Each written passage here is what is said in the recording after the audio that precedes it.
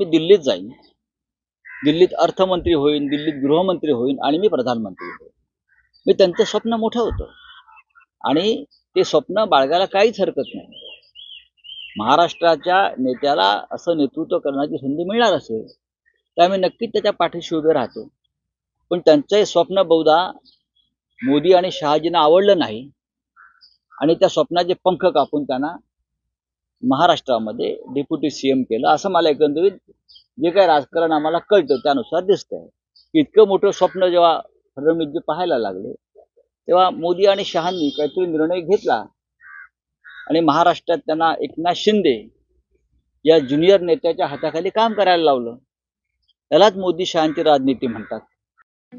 ठळक घडामोडींसाठी देशोन्नती न्यूज चॅनलला सबस्क्राईब करा आणि बेल आयकॉन प्रेस करा. मुंबई, पुणे, नागपूर, मराठवाडा असो का विदर्भ, राजकीय, सामाजिक, शैक्षणिक क्षेत्र असो का क्रीडा, सर्वच घडामोडीचे विश्लेषण पाहायला विसरू नका. फक्त देशोन्नती न्यूजवर.